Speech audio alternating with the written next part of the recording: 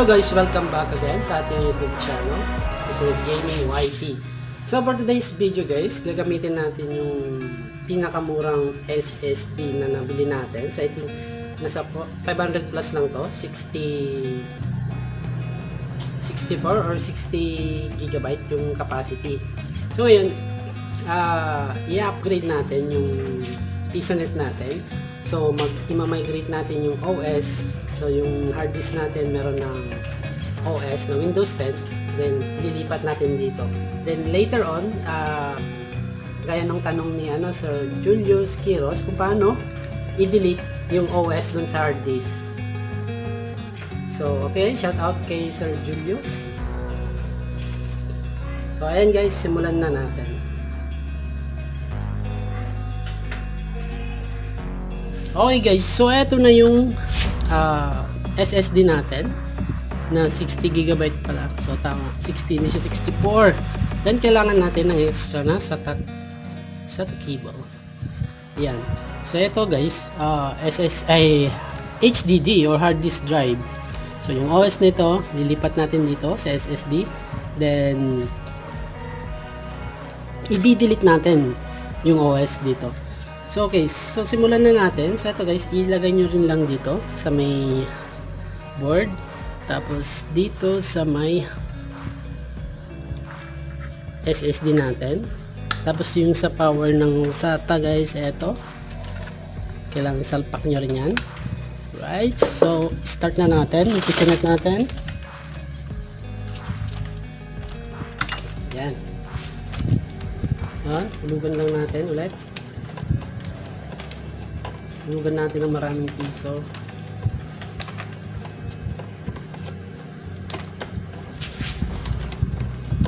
Ayan guys. So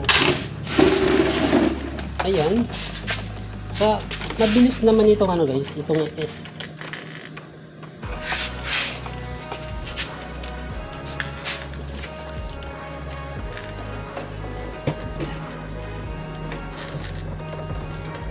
Loose.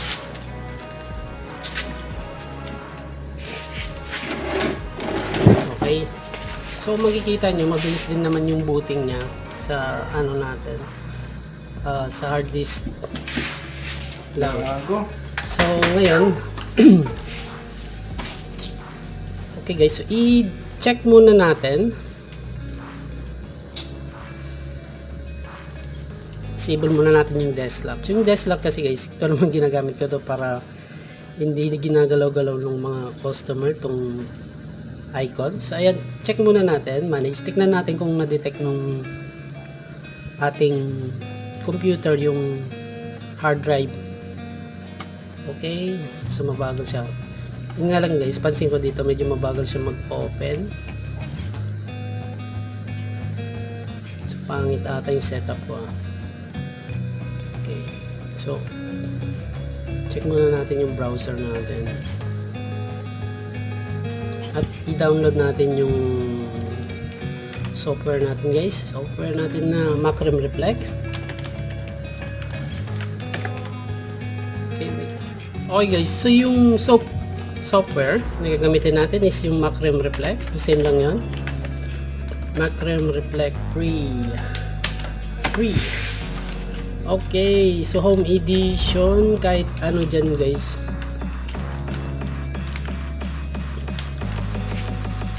So mabagal siya edition lang ito guys.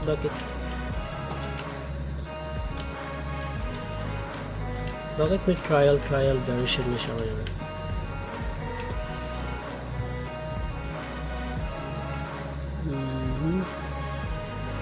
At may bayad na tayo. Meron, check natin dito yung free personal. Yan.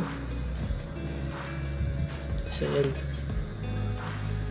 free trial, free download, free commercial for business. Okay, so home backup, free limited backups and cloning trial. So yung ginagamit ko guys is ito lang. So ito lang, download nyo lang to. 8 free. Tapos I need a commercial license. basta click the trial, download the trial instead. So trial version na lang pala to. Continue. So ito guys, so magda-download siya nito yung, ayan. Okay, so actually guys, na-install ko na to, so hindi ko na kailangan siyang install ulit. So pag first time nyo guys, ano nyo lang ito. So ayan, so na-install, download ko na siya dati. Then i-install nyo lang, basta i-install nyo lang guys, follow nyo lang yung instruction. Pero ang alam ko meron na tayo dito, so tignan natin kung meron na. Macrium Reflex, so ayan. So, meron na tayo. So, ayan na. Okay. Alright. So, close muna natin. Cancel. Close. Mag-update naman. So, pag unang-unang salpak nyo nung ano guys, nung hard disk natin. So, ito. Dito nyo makikita, this 0 siya. So, ito yung SSD natin. Kasi 60 lang yun, 60 GB. Then ito yung 465, ito yung hard disk drive natin. So ano lang natin, new simple. So ganyan, next, finish. So yan, para mag-appear na siya dun sa ano natin, this PC. Tignan natin. So yan, nandito na siya. So kanina nakaparang blanco. So, ito lumampas na. Tapos, tsaka natin i-run yung ating Macrium Reflect. Okay, Macrium Reflect. So, yung cloning nito guys, sa tingin ko mabilis lang kasi 60 lang naman to eh. So, ang i-clone natin is yung OS. So, ito, 690. Papunta dito. So, ito, click natin, clone this, clone this. Next. Okay, so select natin to. Yan. Then, copy partition. Shrink partition exact. Actually, yan. So, ganyan ang final output niya dapat. Then, click natin yung next. Then, finish. So, i-clone lang natin ito guys. So, ito yung upgrading. SSD upgrading HDD to SSD 2022. So yun na lang i-title natin dito. Okay, so wait natin, gawa siya ng snapshots. So mabilis lang to guys. So maybe ano lang, mga siguro mga 10 minutes or 10 minutes or less kasi copying naman tayo eh, from SSD naman yung destination, pero tignan natin. So pause lang muna natin guys para hindi masyado mahaba yung video natin na kumpleto yung cloning. Okay guys, so ayan, done in 30 minutes. So medyo matagal-tagal pala yung yung cloning niya. So tignan natin yung drive C natin kung meron ng drive C, yung SSD natin kung meron ng laman. So, ito yung SSD natin, which is yung Drive F. So, ngayon guys, so ang gagawin natin ngayon ay kaya nga ng tinanong ni Sir Julius. Shoutout ulit sa'yo, Sir. So, ang gagawin natin is, i-delete natin ito. Then, itong SSD na ang gagawin nating OS drive. So, yan. So, dapat i-shutdown muna natin or restart muna natin yung computer natin. So, yan. Press nyo lang yung F5 or delete guys, so para mapunta siya sa BIOS. So punta tayo ng BIOS or F5 or yung delete button. Pindutin lang natin. Ayan. So andito na tayo sa BIOS natin. Oh, malambo. Ayan, wait. Ayan. So tignan natin. Alright. Natin. Okay. Alright. So, ito yung WDC or itong WALRAM. So, overwrite boot. So, dito naman pala siya. So, dapat, ang iset nating first boot, bakit hindi lumalabas sa first boot tong ano natin?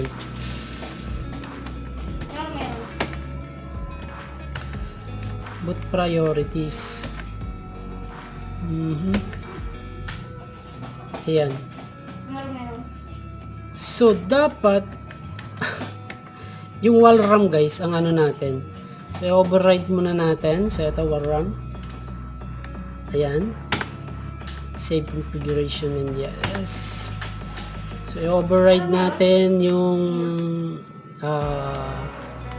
RAM yung sa HDD, sa SSD naman tayo ngayon. Pero dapat guys, ang ano nito first boot natin is yung ano, yung wall RAM mismo. So, check natin ulit mamaya. Anyway guys, kahit hindi na rin para natin yung first boot, pag na-delete na natin yung drive, yung dating OS dun sa may HDD o Matic, yun naman ang hahanapin. So yan, so makikita na natin. Wait lang natin saglit. Yun. Alright, so eto na. So paano natin masisigurado na ito nga yung wall RAM guys? Kasi ito rin yung isa, yung D drive, ano din to So parehas sila. Tignan natin. Punta tayo ng okay guys. So right click lang natin yung this computer, then click natin yung manage. So check natin kung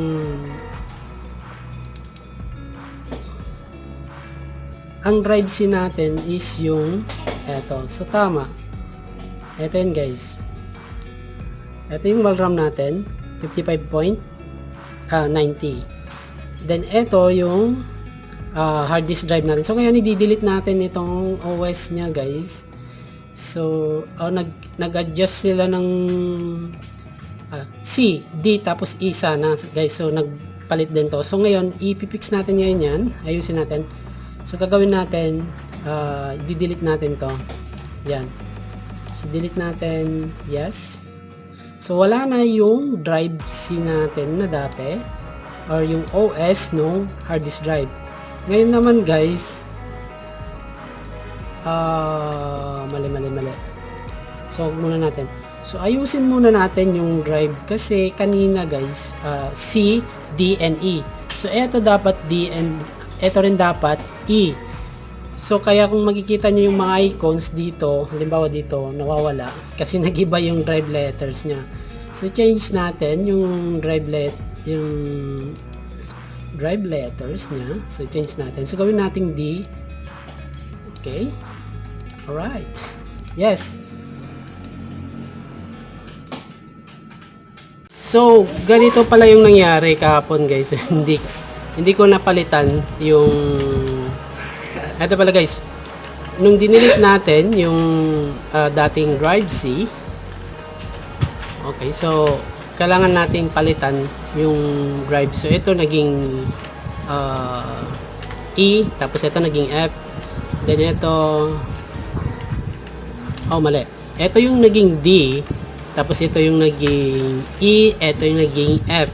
So since kasi yung dating path nya guys, so ito dapat yung D. So, ang ginawa natin, change drive letters lang. So, ayan. Ayan, ibalik lang natin sa drive D. Yun.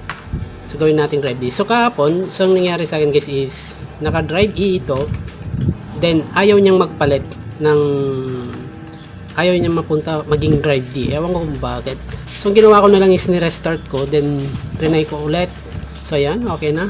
So, drive D, para updated yung path ng mga games. So, di ko alam yung mga ibang icons dito, wala. Pero ngayon tingnan natin dun sa ano, restart natin. Okay guys, so andito tayo sa ano yan, sa BIOS ng Gigabyte na board. Okay, so ang first boot, so yan. So naka first boot priority na yung wall RAM natin na 60 GB. So, ayan. Doon na siya magbubot. kasi nung last time guys nasa HDD. So ayun, napalitan naman na. So ayun guys. So ganun lang yung gagawin natin. Basta i-first boot natin yung wall RAM, then pinakita ko na rin kung paano i-delete yung dating drive C ay dating OS ng Windows dun sa hard disk drive para hindi siya mag-conflict. So pwede nyo pang gamitin yung space na yon para maging data. So ayun guys, thanks for watching. See you again sa next video natin. Bye bye.